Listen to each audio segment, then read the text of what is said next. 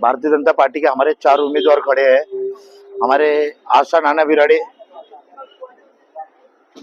बिराड़े और हमारे संजू भाई गुगे और दिव्या राकेश पाठक और हमारे बिंदर पाऊ जी अ ब क ड ऐसे पैनल क्रमांक 3 से 4 उम्मीदवार खड़े हैं। और 15 तारीख को जो मतदान होने जा रहा है, ये तो आज आप लोग ने देख ही दिया है। आम जनता इतने जो 9 साल बाद चुनाव होने जा रहा है और 30 साल का जो इतिहास खत्म होने जा रहा है ये पैनल का, और जनता ने ठान लिया है अब हमको नया चेहरे की उम्मीद है। और 1001% नए चेहरे 16 तारीख को महानगर पालिका के अंदर जाएगी। आप जनता के बीच में जा रहे हो, लोगों से मिल रहे हो, क्या प्रतिशत मिल रहा है लोगों को, क्या काम बाकी लोगों को? बहुत खुश है जनता ये 4 चेहरा देख के।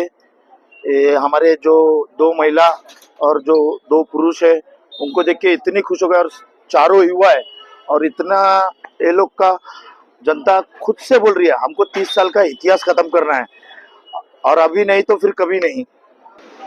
आम्ही जेव्हा 4 उमेदवार आशाताई बिराडे, दिव्या पाठक, बिंदर पाऊ आणि मी संजय घुगे, आम्ही जेव्हा 4 जण लोकांपर्यंत जेव्हा पोहोचतो तेव्हा लोकांमध्ये एक उत्साह आहे। कारण आजपर्यंत या लोकांच्या ज्या अडचणी आहेत, समस्या आहेत, त्या सोडवल्या गेल्या नाहीत। लोकांना काय पाहिजे असतं? स्वच्छता, पाणी आणि लाईट, बस दुसरं काय म्हणजे पाहिजे नसतं। परंतु ह्या ज्या मूलभूत सुविधा आहे ह्याच नगरसेवक जर पुरवू शकत नाही तर मग काय फायदा?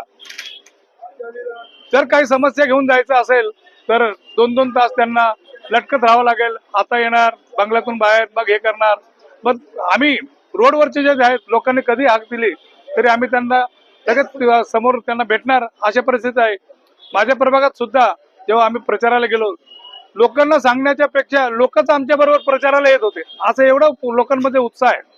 आणि आता आमच्या प्रभागामध्ये माझ्या समोर जो ब मध्ये जो उमेदवार आहे वंदना भदाणे, यांचे जे पती आहे युवराज भदाणे यांच्यावर बलात्काराचा आरोप आहे।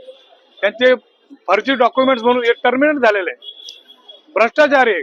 आणि अशा भ्रष्टाचारी लोकांना जनता कधीच मतदान करणार नाही। आणि लोक बोलून दाखवत आहेत की अरे ह्या अशा बलात्कारी लोक आमच्या वार्डात नकोच आहे, कारण आमच्या ज्या आया बहिणी आहेत या सुरक्षित राहू शकत नाही।